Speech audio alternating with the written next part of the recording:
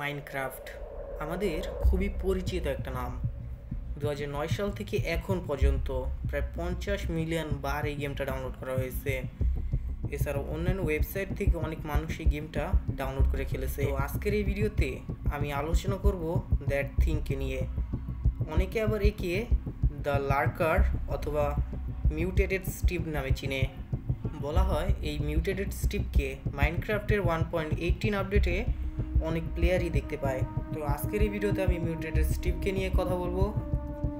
আমি বলবো mutated স্টিভের origin story, তার কাছে কি কি পাওয়ার আছে, এবং মিউটেটেড স্টিভ যদি আমাদের ওয়ার্ল্ডে থাকে তাহলে আমরা কীভাবে তাকে চিনতে পারবো।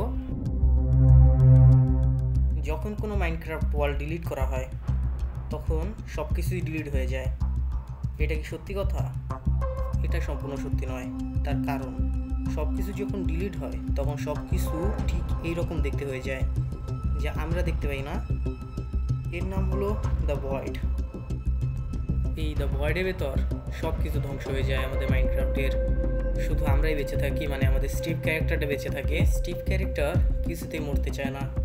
তখন আমাদের স্টিভ ক্যারেক্টার একটি ডাইনামিক কোডের স্ট্যান্ডের সাথে যুক্ত হয়ে যায়, এবং এখান থেকেই শুরু হয় এই কাহিনীর সম্পূর্ণ টুইস্ট।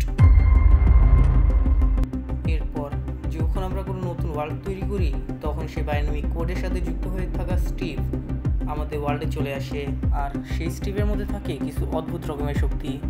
আর সেই মিউটেটেড স্টিভের কাজ আমাদের ওয়ার্ল্ডে স্টিভকে মেরে সে ওয়ার্ল্ডে চলে আসবে। এই মিউটেটেড স্টিভের কাছে কিছু পাওয়ার আছে। সেই পাওয়ারগুলো হলো, সেই মিউটেটেড স্টিভের কাছে এত শক্তি আছে যে তাকে কোনো মবজি মারতে পারবে না। আর এই মিউটেটেড স্টিভ অনেক দ্রুত চলাচল করতে পারে এবং এক স্থান থেকে অন্য স্থানে টেলিপোর্ট করে যেতে পারে। এবং এই মিউটেটেড স্টিভের 6টা হাত আছে এবং তাকে দেখতে কিছুটা এইরকম। এবং এই মিউটেটেড স্টিভ যদি তোমার ওয়ার্ল্ডে চলে আসে তাহলে তুমি কিছু সিমটম দেখতে পাবে। তা হলো তুমি তোমার ওয়ার্ল্ডে একটি বই খুঁজে পাবে এবং যার ভিতর লেখা থাকবে আই উইল ফাইন্ড ইউ। আর তোমার ইনভেন্টরি থেকে কিছু জিনিস হারিয়ে যেতে থাকবে। আর যদি এমন কিছু সিমটম তুমি যদি তোমার ওয়ার্ল্ডে দেখতে পারো বা বুঝতে পারো তাহলে সাবধান হয়ে যাও, বিকজ শি ইজ গন।